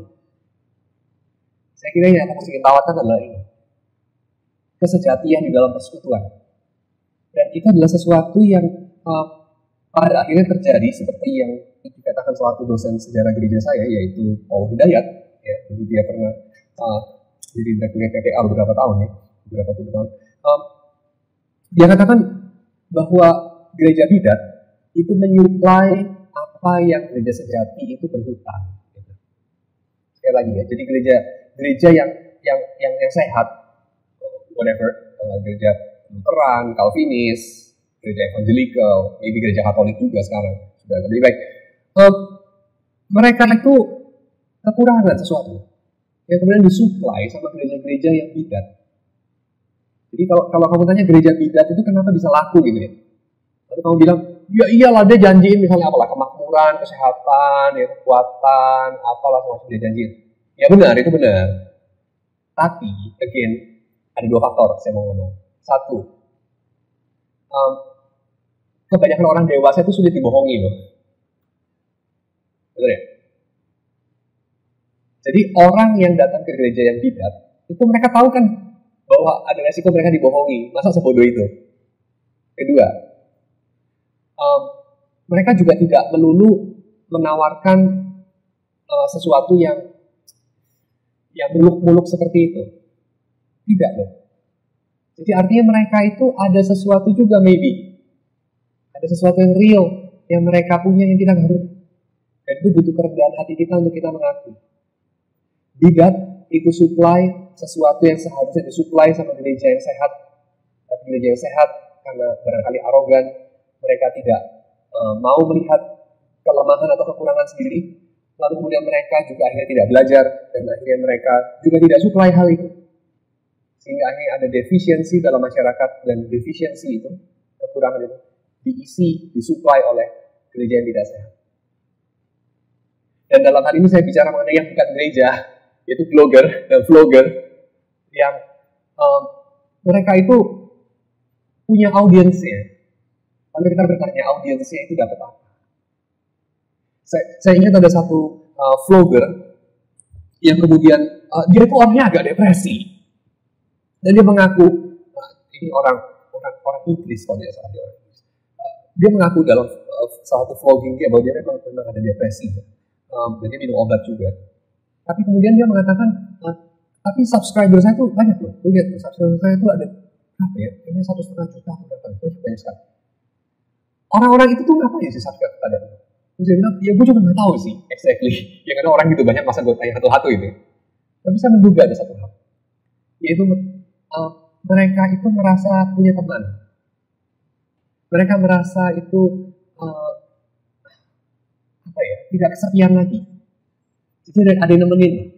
Padahal saya dalam vlogging saya juga nggak ngapa-ngapain kok. Saya cuma ngomong ini cuma bagian keseharian saya aja. Dan nggak semuanya itu acara yang kayak ada nilai lebihnya. Itu juga hasil Wikipedia dan segala macam gitu. Tapi orang itu butuh teman. Nah, dunia ini sebegitu deficient terhadap apa yang sebetulnya gereja itu dapat memberikan. Tapi gereja gagal memberikan karena satu dan lain hal. Dan yang malam hari ini saya mau kasih kesadaran itu adalah hal ini saya kira. Kalau kita meneliti karakteristik daripada vlogging dan blogging itu, otentisitas, kejujuran, kesejatian, no bullshit, ya, dan ini insight, fellowship dengan orang lain, fellowship in the truth, semacam gitu. Ya. Dan ini hal yang memang sih bukan tidak ada alasan kenapa ada defisiensi itu dalam gereja. Setidaknya dua alasan dicatat sama penulis artikel itu ya, yang mana penulis artikelnya sih memang bukan Fagus tapi sih muridnya dia itu di situ. Justin Bailey, ya dicatat sama Justin Bailey di sini. Setidaknya ada dua hal, yaitu pertama karena kita itu ingin insist yang benar. Ya. Kita ini kan punya panggilan memberitakan kebenaran, memberitakan firman Tuhan yang berkuasa, yang berdaulat, yang punya wibawa. Dan yang kedua, kita ini kan punya misi untuk memuridkan. Ya, jadi pertama, penekanan kepada yang benar. Which is oke banget dong, masa kita memberitakan yang salah gitu ya. Masa kita kompromi kan, enggak kan? Kita memberitakan yang benar kan. Dan kebenaran itu hanya satu kan, masa banyak. 2 tambah 2 kan 4 ya, bukan 4,1, bukan 3,9 ya. 4,0. Dan yang kedua, membuat murid gitu, memuridkan. Dan memuridkan itu ya butuh menegur. Butuh kita menunjuk kesalahan. Butuh kita menuntut. Butuh kita itu mengubah orang. Dan itu menyakitkan, dan itu tidak menyenangkan. Gitu ya. Lalu kita bilang apa sebagai pembelaan diri kita? Masa kita mau mengobrol murah kebenaran? Masa kita tidak menegur kesalahan? Kan Alkitab suruh itu kan? Masa kita mau demi jumlah, ya banyak, demi disukai. Kemudian kita itu ya menjadi orang yang agreeable, semua orang kita setuju, ya kita rangkul semuanya, lalu kita menjual kebenaran. Kan tidak. True, setuju saya. Tapi masalahnya adalah barangkali yang kita lakukan itu bukan mengkhotbahkan kebenaran tanpa kompromi saja. Yang kita lakukan bukan hanya insist untuk menjadikan murid, tapi jangan-jangan yang kita lakukan ini. Kita itu ingin mengesankan kita tidak kompromi. Jadi kita itu bukan ingin memberitakan Injil yang tidak kompromi, tapi kita ingin menjaga kesan bahwa kita itu memberitakan Injil tidak kompromis. Ya. Ini dua hal berbeda. Kamu tidak kompromi dengan kamu ingin menampilkan kesan kamu tidak kompromi, itu kan dua hal berbeda. Jadi kalau kamu tidak kompromis, kamu tidak perlu setiap kali itu memberikan kesan bahwa kamu orang yang tidak kompromis. Dan kebanyakan daripada orang-orang yang kemudian merasa di gereja dia tidak dapat menjadi diri sendiri, atau di keluarga dia tidak dapat menjadi diri sendiri, atau dia menjadi orang yang hipokrit, atau dia just simply gone, pergi, karena itu perkumpulan yang sangat tidak insightful, tidak helpful, perkumpulan yang membuang-buang waktu akhirnya, karena orang semuanya berpura-pura demi tidak disemprot, gitu ya. Biasanya perkumpulan itu bukan memberitakan kebenaran atau firman Tuhan sebetulnya, tapi menebarkan citra bahwa mereka memberitakan firman Tuhan yang tidak kompromis, itu saja. Ya. Jadi pesan yang didapatkan itu adalah ini perkumpulan orang-orang yang mensyaratkan kita menerima hal-hal yang sebetulnya kita sudah tahu, tetapi kita tidak mengerti artinya apa. Karena untuk kita mengerti artinya apa, kita butuh untuk bertanya. Dan pertanyaan-pertanyaan tertentu tidak diizinkan. Karena pertanyaan-pertanyaan tertentu akan membuat kita terlihat seperti orang yang kompromis, atau ragu-ragu, atau dipertanyakan identitasnya. Atau setelah sekian tahun, kita tidak boleh lagi untuk bertanya pertanyaan tertentu, karena itu sepertinya terlalu mendasar untuk ditanya. So, akhirnya perkumpulan seperti ini, saya kira bukan perkumpulan yang menegaskan kebenaran, bukan perkumpulan yang tidak kompromis, tapi perkumpulan yang sekedar ingin menampilkan citra tidak kompromis. Lalu isu yang kedua, membuat murid. Yesus memang menginginkan kita memuridkan, betul ya? Tapi masalahnya di sini, murid-murid Yesus semuanya berbeda. C.S. Lewis mengatakan mereka itu fiercely different. Tetapi kita mungkin punya ide membuat murid itu adalah membuat cloning. Jadi murid, misalnya muridnya Yadi itu ya, semuanya mirip si Yadi itu.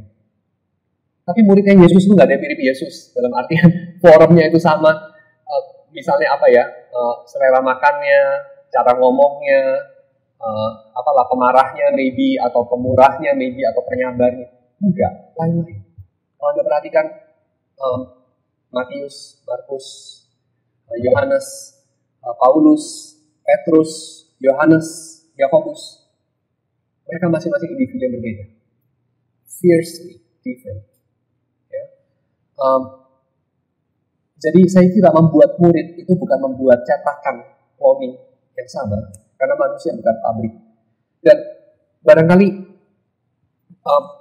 kesadaran ini ya membawa kita kepada penghargaan yang lebih, kepada apa yang disuplai sama gereja bidat, dalam tanda kutip ya, saya pakai istilah ini bukan sebagai penghakiman tapi sebagai teasing, dalam tanda kutip, gereja bidat dalam dunia maya yang barangkali memberikan rumah untuk orang-orang tertentu itu merasa ditemani apa adanya, merasa diterima apa adanya. Mungkin kita lelah juga mendengar istilah diterima apa adanya, kasih yang tidak bersyarat, apa namanya, kamu boleh menjadi dirimu sendiri. Kita mungkin lelah mendengar istilah itu karena barangkali dalam dunia postmodern ini kita sangat sering mendengar. Tapi saya kira kita perlu terlebih dahulu menghargainya. Ya. Karena apa? Karena pada mulanya orang-orang yang menekankan bahwa Anda itu diterima apa adanya Anda, bahwa Anda itu bukan diterima dalam artian apa adanya Anda itu baik, bukan. Tapi Anda itu buruk dan Anda diterima. No matter what, Anda itu adalah anak-anak Tuhan, dan seterusnya. Itu pada mulanya bukan orang postmodern, tapi pada mulanya adalah Yesus sendiri. Dan saya kira kita sebagai perkumpulan murid-murid Yesus perlu menghargai ini. Dan itu sesuatu yang saya kira memang dicerminkan oleh Yakobus ketika dia mengatakan hendaklah kamu saling mengaku dosamu dan saling mengampuni. Karena itulah pintu menuju masa depan. Ya, itulah pintu menuju masa depan. Tapi yang seringkali kita lakukan adalah ini, kita mengindikasikan apa yang baik, mengindikasikan apa yang proper, mengindikasikan apa tindakan-tindakan atau selera atau komentar yang dapat diterima. Lalu kita berharap orang menangkap message-nya atau menangkap tanda-tandanya ya. Lalu kemudian orang itu sadar sendiri, lalu kemudian orang itu ya berlaku sesuai dengan code of behavior yang kita indikasikan. Tapi saya kira itu bukan gereja. Perkumpulan semacam itu bukan gereja. Maka tidak heran kalau ini kemudian kita terapkan bahkan dalam keluarga kita hanya melahirkan saya pinjam istilah daripada Paul Tripp, ya, Paul David Paul Tripp, whatever Paul Tripp, Mr. Tripp mengatakan bahwa kita hanya melahirkan anak-anak yang munafik. Kalau kita punya tuntutan yang tinggi dan sempurna, dan ketika detik pertama kita melihat pelanggaran, ketidaksetujuan, keraguan, detik pertama kita adalah mengerutkan kening, kita menunjukkan ketidaksetujuan, kita balik, kita mengecam. Kita bukan melahirkan anak-anak yang taat kepada firman Tuhan. Kita bukan melahirkan anak-anak yang mencintai kebenaran. Kita bukan melahirkan anak-anak yang membenci dosa. Kita bukan melahirkan anak-anak yang mencintai kebenaran atau mencintai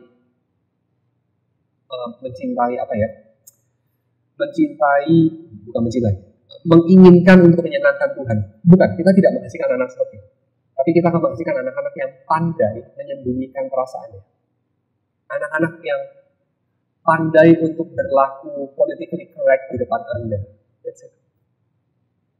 Maka persekutuan macam apa yang dihasilkan? Oleh orang-orang yang mengecam, menghakimi, memakai tekanan sosial untuk menghentikan ketidakseragaman, ketidaksetujuan, keraguan, kemarahan, dan segala behavior yang kita anggap tidak Kristen. Perkumpulan Kristen macam apa yang kita hasilkan? Yang kita hasilkan adalah bukan persekutuan. Yang kita hasilkan adalah kepura-puraan. So, again, kembali sini, itu sebabnya saya kira Yakobus kemudian mengatakan jalannya itu adalah saling mengaku dosa. Jadi saling mengaku dosa bukan saling membanggakan dosa. Saling mengaku dosa adalah mengakui saya itu. Lalu kemudian saling mengampuni. Dua hal. Dan itu disediakan oleh orang-orang di luar sana, orang-orang yang kita cap liberal, orang-orang yang kita cap sebagai tidak punya standar, orang-orang di Hollywood dan juga di media-media indie, dan juga orang-orang di blog-blog atau vlog-vlog yang channel yang banyak punya pengikut. Lalu kita katakan ya memang betul mereka itu orang dunia, pantas saja punya banyak pengikut karena setan itu suka sama setan. Oke. Dan maybe kita setan yang pakai topeng orang suci. Lalu kita berkumpul, lalu kita saling congratulate. Tapi Yakobus bilang panggilan kita bukan saling congratulate gitu. Gua puji lu puji gua, bukan. Tapi aku mengaku diriku siapa dan kamu mengaku dirimu siapa, dan kita saling mengampuni dan kita saling menolong dalam kelemahan. Ya, oke. Saya kira ini saja. Saya nggak bicara topik-topik lain mengenai trinitas dan narsisme. Lalu juga saya tidak bicara mengenai mengapa orang-orang introverts itu merasa seperti neraka kalau ada acara ice breaking. Saya juga tidak bicara mengenai kaitan antara firman logos yang menjadi daging dengan virtual community yang tidak ada dagingnya, semuanya itu data. Saya nggak sempat bicara itu. Tapi supaya kalian lebih ada pertanyaan. Ya.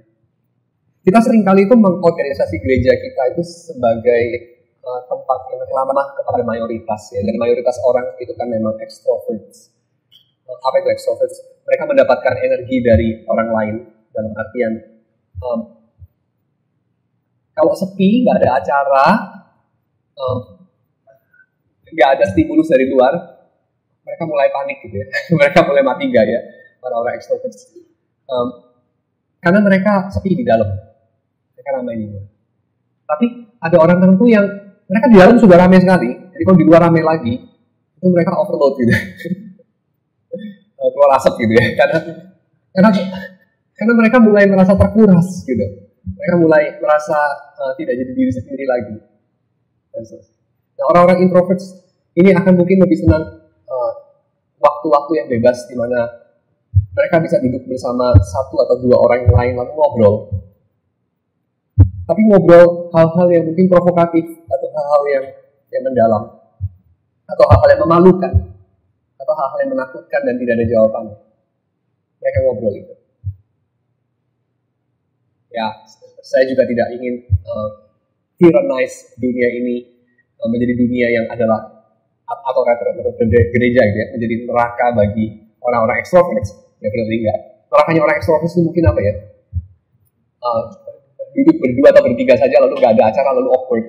Lalu mati lampu nggak bisa ini ya, nggak bisa buka internet gitu. Mungkin kayak gitu ya, retret yang nggak boleh ngomong gitu. Oh, orang ekstrovert neraka banget gitu. Ya mungkin itu. Jadi kan kalau misalnya gereja yang atmosfernya orang-orang ekstrovert atau kebalikannya gitu akan menggiring orang yang ekstrovert kepada introvert dan lain-lain ya. Akhirnya menjadi yang tadi Pak Yadi bilang, kalau misalnya orang ini akhirnya ikut kepada orang introvert, ikut kepada ekstrovert, jadi menghasilkan orang-orang yang munafik di dalam satu persekutuan gitu, secara tidak langsungnya. Saya kira-kira ada dua komentar. Yang pertama mungkin begini, tanpa saya mengatakan mana lebih baik ya, ekstrovert lebih baik atau introvert lebih baik, atau karena anyway kamu nggak bisa ubah terlalu banyak sejak kamu lahir. Tapi saya akan mengatakan ya, kalau di dalam acara gereja kita itu tidak menyisakan ruang untuk acara-acara yang spontan terjadi, acara-acara yang biasa-biasa, yang tidak heboh, yang tidak bisa difoto, yang tidak bisa didokumentasikan, yang tidak ada jejaknya. Tapi yang sungguh-sungguh merubah kita, yaitu perjumpaan antar pribadi, dan perjumpaan itu tentu nggak bisa diprogram karena perjumpaan antar pribadi.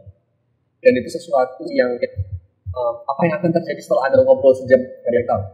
Mungkin dia nggak lagi jadi teman Anda setelah dia kenal Anda, bahwa ternyata Anda adalah misalnya pendukungnya Al Gore misalnya.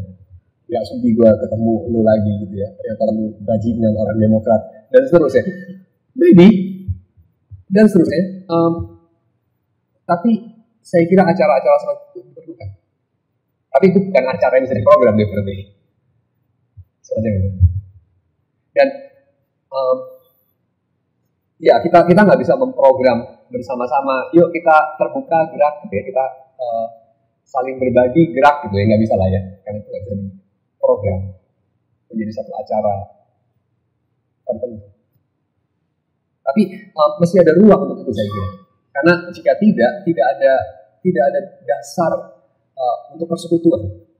Persekutuan itu intinya ini, kamu bisa percaya orang itu.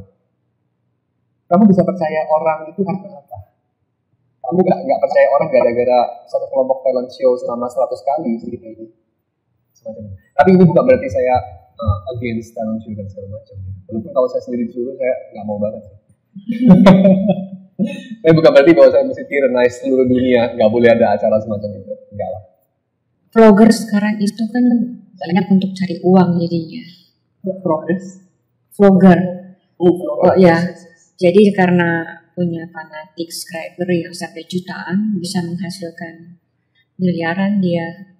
Dan ini subscribersnya menjadi mengidolakan gitu. Sehingga diikutin terus lah apapun acaranya. Dan semakin kaya vloggernya. Lalu ini memang membuang kesepian, melepaskan kesepian. Dan mereka menikmati, dua-duanya menikmati persekutuan yang nampaknya persekutuan. Saya lihat orang-orang yang seperti ini seperti rasa aman dan nyaman dengan membuang waktunya sampai berjam-jam, bahkan begitu lamanya dengan vlog ini. Kehadiran gereja yang seperti apa sebenarnya yang bisa mengambil mereka dari penghiburan yang semu, waktu yang habis terbuang. Bahkan orang Kristen sendiri, banyak teman-teman saya yang sudah tua-tua itu menghabiskan dia bilang 10 jam dengan berteman seperti itu.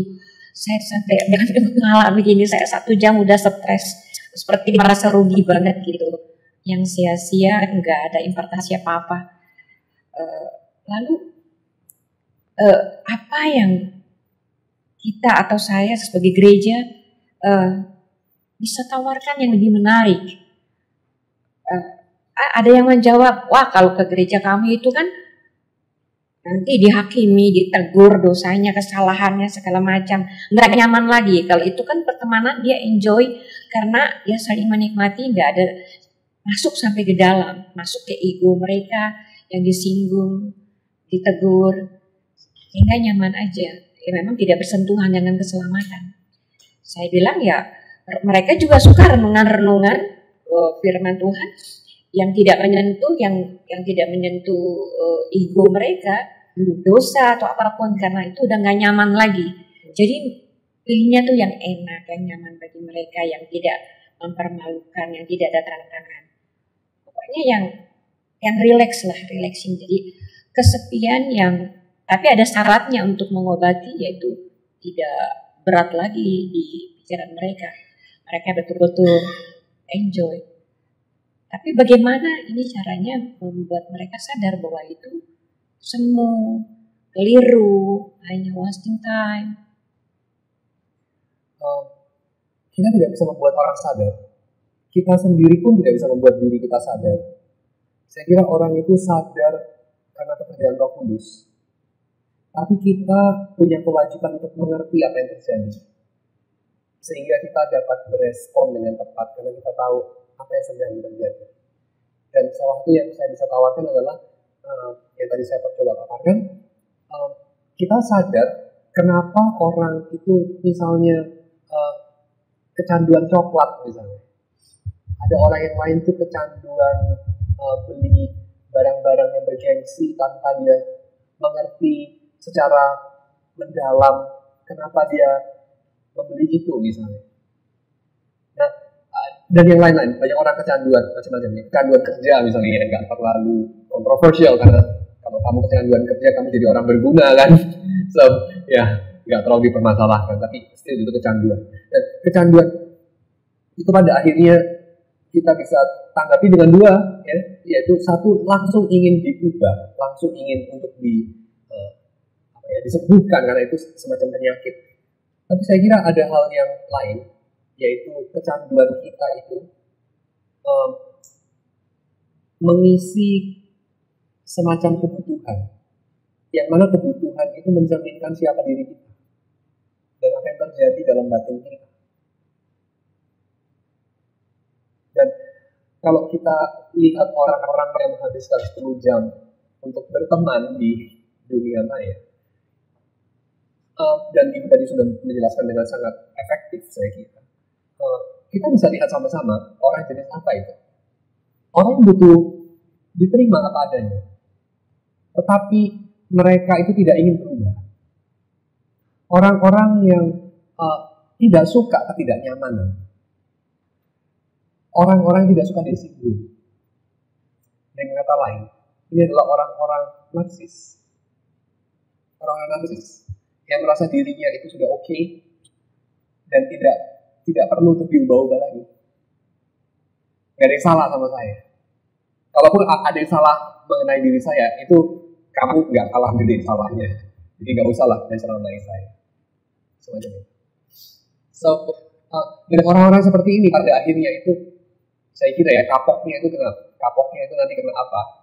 Tapi ini juga bukan really bisa dibilang kapok sebetulnya. Tapi downside-nya apa ya? Downside-nya itu depressing. Ketika kita itu hidup dengan diri sendiri, ketika kita itu hanya ketemu orang-orang yang nyaman sama kita, itu pada akhirnya yang terjadi adalah hidup itu tidak ada maknanya lagi. Hidup itu membosankan. That's it. Dan akhirnya diam-diam kamu menghina diri sendiri. Jadi orang-orang semacam ini, saya duga sudah mati lama sebelum mereka membusuk, sudah mati lama sebelum mereka dikubur. Tapi lantas untuk mengimbangi, saya juga akan mengatakan hal yang lain, yaitu kita sering mengatakan, kamu itu tidak suka ditegur, mari sini saya tegur kamu. Oke, ikuti. Menegur itu baik, menegur itu ada tempatnya. Tapi saya kira kalau kita menegur hanya demi supaya saya boleh nyaman dengan diri saya bahwa saya sudah menegur, atau saya itu nggak kayak orang-orang di TV dan vlogger-vlogger itu yang cuma mau dangkal-dangkal karena saya ini orang yang menegur. Saya kira kita bukan sedang menegur, kita sedang pencitraan bahwa saya adalah orang yang jantan, berani, tidak kompromi, dan seterusnya. Dan menolong orang keluar dari kesulitannya, saya kira itu perlu teguran, perlu konfrontasi, tapi kita juga perlu mengingat atau menakar apakah dia memerlukan konfrontasi itu. Karena seringkali, misalnya ya, orang-orang yang mengatakan gereja itu isinya cuma menghakimi saja, dia pernah nggak dihakimi? Pernah, pasti ya. Kalau dia nggak pernah dihakimi, dia nggak akan ngomong kalimat itu kan. Kalau dia sudah pernah dihakimi, dia perlu dihakimi lagi ya? Mungkin perlu diingatkan loh. Tapi dosisnya berapa banyak? Dokter itu kasih kita antibiotik kadang-kadang satu kapsul sehari, kadang-kadang 2 kapsul sehari, kadang-kadang 3 gitu ya. Tapi kita organisme mungkin kasih kepada orang yang sama itu teguran tiap kali ketemu gitu. Seingat kita gitu. Karena kita merasa kalau udah keluar kapsul udah lega lah, gue udah gak salah gitu. Kayak Tuhan bilang kepada Yehezkiel, yang penting gue udah ngomong salahnya dia, dosanya dia tanggung sendiri gak sama gue. Jadi gue lagi ngapain barusan? Gue lagi mengamankan keselamatan gue sendiri gitu. Supaya gak disalahin sama Tuhan karena gue udah tegur dia hari ini, kasih dia kapsul gitu. Well, orang itu mungkin kalau kapsulnya itu pengetahuan bahwa yang kamu lakukan itu jahat, gitu ya. Yang kamu lakukan itu jahat. Orang itu mungkin perlu 1 kali, 2 kali, 3 kali. Tapi kalau orang itu sudah tahu, mungkin ya kita nggak buka mulut pun, lihat muka kita aja, dia sudah tertegur loh. Lihat batang hidung kita muncul aja, dia udah langsung tertegur. Ini nggak usah ngomong lagi lah, saya rasa. Tapi tergantung, kalau kita nggak pernah ngomong ya perlu ngomong. Tapi intinya saya kira Paul David Tripp itu bilang benar sekali. Kita jangan puas menghasilkan orang-orang munafik yang pandai berpura-pura. Selama ini kan internet atau blogger-blogger itu boleh katakan ini kan bebas gitu ya. Nah cuman apakah dari kita sebagai orang Kristen atau mungkin dari pihak gereja ini kan intinya gini, kalau seseorang gitu kan di sana kan bebas kan untuk berwacana, berkomentar atau curhat gitu kan. Nanti di sana pasti ada yang dengar kan. Nah sepertinya kayak liar gitu Pak. Arahnya nggak tahu kemana. sampai negara ini aja jadi ribut kan gara-gara itu gitu kan. Hal yang kecil itu bisa meledak gitu Pak. Nah saya dengar kemarin ada di radio salah satu juga gini, yang saudara kita yang sebelah itu katanya ada jadi orang yang haus, milenial khususnya gitu kan, mungkin bukan angkatan saya gitu ya, yang haus gitu kan tentang kebenaran lah intinya. Terus mereka cari sendiri, tapi nggak mau ke tempat yang benar gitu Pak. Akhirnya mereka tidak ada yang mengakomodir itu atau nggak tahu tempatnya, mereka lihat pas ke bagian ke yang radikal gitu Pak. Atau di kita juga banyak yang bidat lah segala macam gitu ya, lapar gitu. Akhirnya dia salah gitu, salah masuk. Mungkin hanya misalnya mengambil apa ya, renungan atau saat teduh pagi misalnya, kata kuncinya gitu dibuka itu, begitu masuk baru nyadar. Itu mereka kan lama-lama kan kayak menikmati gitu Pak. Dilihat semuanya kan nggak disaring lagi tuh Pak, seperti bergaul gitu, apapun mungkin dibaca Pak. Nah akhirnya kan tidak ada tahu yang benar dan enggaknya gitu Pak. Akhirnya hanya ribut-ribut aja gitu. Oh kamu salah, kamu ini. Mungkin ada tanggapan seperti itu. Nah kita sebagai orang Kristen maupun sebagai gereja gitu, bagaimana sebetulnya menghadapi ini gitu Pak. Karena ini kan lagi memang real gitu kan namanya di dunia sekarang gitunya, dunia maya itu gitu kan. Jadi nggak ada siapa gitu yang menjaga koridor ini, apakah Tuhan, apakah Roh Kudus, kita kan nggak bisa juga Pak. Apalagi kalau anak-anak kita, misalnya anak-anak kita kan, yang jangan minta Tuhan, iya betul. Tapi kan blogger itu kan nggak bisa di stop gitu Pak. Satu lewat Instagram, bisa lewat Facebook, mungkin ada juga WA juga gitu kan. Kita kan udah kemana-mana dan kita nggak tahu gitu bagaimana ini istilahnya. Kalau sekarang tuh menjaganya gimana gitu, atau sesuatu suntikan yang tadi kata Bapak harus dikasih apa gitu supaya orang itu intinya kan mendapatkan sesuatu yang ada parameternya yang benarnya gitu Pak. Ya makasih itu aja Pak. Ada dua kemungkinan. Kemungkinan pertama adalah sensor. Dan orang yang pakai strategi ini namanya Kim Jong Un, Xi Jinping. Saya nggak tahu siapa yang lain lagi di dalam dunia ini. Maybe orang tua Kristen. Dan ini strategi yang definitely backfire. Dan ini strategi yang definitely hanya menghasilkan orang-orang yang aman terkendali karena bodoh. Kedua, strategi yang lebih baik saya kira adalah kita mengajar bagaimana caranya berdiskusi dalam ketidaksetujuan. Bagaimana caranya melakukan diskursus dan dialektika. Lalu kita belajar untuk melakukannya bersama-sama dengan Alkitab. Jadi bagaimana melibatkan Yesaya dan Yeremia dan Yakobus dan Matius dan Lukas dan Paulus dalam diskursus kita. Karena mereka itu adalah orang-orang yang masih hidup. Paulus, Agustinus, Calvin, Luther, dan yang lain-lain. Mereka adalah orang-orang yang tidak dipisahkan oleh kematian secara sepenuhnya dengan orang-orang yang masih bernafas seperti kita. Anda lalu mengatakan, loh enggak lah, mereka udah mati lama. Iya, tapi kata-kata mereka itu masih kita bisa baca kan? Karena bloggingnya mereka itu, bloggingnya John Calvin dan Luther dan Agustinus dan Paulus dan Matius dan Lukas itu sampai hari ini masih sangat hidup di tengah kita. Cuma pertanyaannya adalah kita seringkali tidak tahu bagaimana caranya melibatkan mereka dalam percakapan yang fair. Dan banyak anak-anak zaman sekarang, saya kira, itu yang hanya ingin mendapatkan validasi dan konfirmasi. Itu sebabnya kemudian mereka sebetulnya tidak pernah punya percakapan. Karena mereka seringkali itu hanya monolog saja. Mereka hanya dengar apa yang mereka mau dengar. Dan mereka ngomong apa yang ada di hati mereka tidak berdasarkan apa yang orang lain pernah ngomong.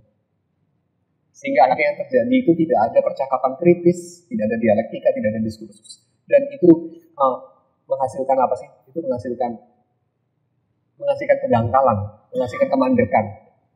Maka secara praktis saya ajak mereka untuk baca buku-buku yang bisa menolong, ya, atau kita yang baca lalu kita mengajak mereka, memprovokasi mereka untuk memikirkan ulang. Kita bisa consult buku, misalnya How to Read a Book dari Mortimer Adler, misalnya. Anda sendiri bisa belajar membaca Alkitab, misalnya. Memulai dengan membaca banyak buku-buku hermeneutik yang baik untuk pemula. Mulai dengan nonton The Bible Project, misalnya. How to Read the Bible series, ada 11 seri, masing-masing cuma 5 menit, animasi yang sangat padat, dan masing-masing animasi 5 menit itu mungkin dibikin dengan bekerja 500 jam. Dan itu hadiah, saya kira hadiah Tuhan bagi kita zaman sekarang. Ya, so kira-kira itu saran saya. Kita punya banyak resources pada hari ini. Dan kalau mereka studi sumber-sumber, wah gereja bidat ya, macam-macam banyak. Oke, kita tahu strategi kita apa? Strategi kita orang Protestan adalah ini. Kita hasilkan juga dong. Kita hasilkan juga lebih banyak. Anda tahu di dalam abad pertengahan ya, di dalam abad ke-16 itu ada 2 aliran gereja yang bersaing-saingan toh. Satu itu gereja Katolik, yang kedua itu Reformasi. Dan Anda tahu gereja Katolik kemudian punya strategi apa? Sensor. Gereja Protestan strateginya apa? Lu nggak suka, lu tulis. Hasilkan lebih banyak. Dan end up Martin Luther menghasilkan 1/3 barang cetakan di Jerman. So, lu nggak setuju, jangan bakar buku lawan lu. Kutiplah lawan lu, tunjukkan kamu mengerti yang dia katakan, engage sama dia. Bersiaplah untuk berubah jika dia benar, tapi sajikan argumentasimu yang kuat dan terang, supaya dia juga boleh melihat kebenaran posisimu. Semacam itu.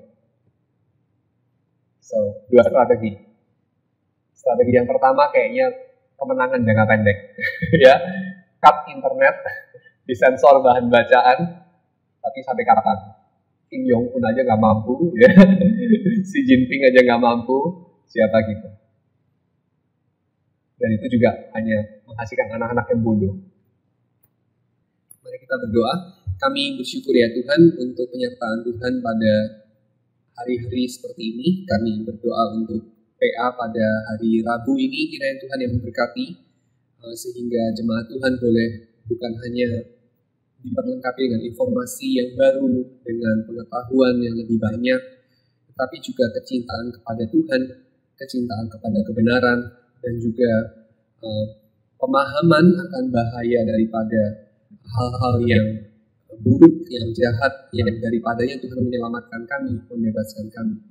Dan juga boleh diisi hatinya dengan lebih banyak cinta kepada Tuhan dan ucapan syukur kepada Tuhan setelah lebih mengerti bagaimana Tuhan bermurah hati kepada kami dan bagaimana Tuhan sudah menyelamatkan kami kepada masa depan yang lebih terang, kepada keadaan yang lebih memuaskan bagi jiwa kami.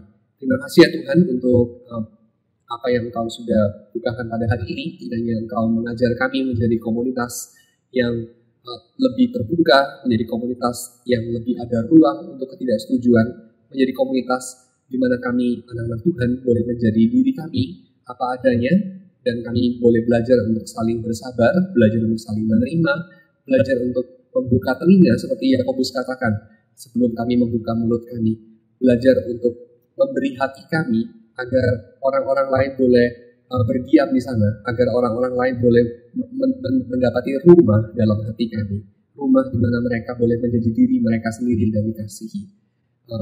Seperti Tuhan menyediakan rumah juga bagi setiap kami. Kiranya kami beroleh perjumpaan dan penemuan atas diri kami sendiri apa adanya yang kami belum mengerti di dalam perjumpaan kami dengan orang lain.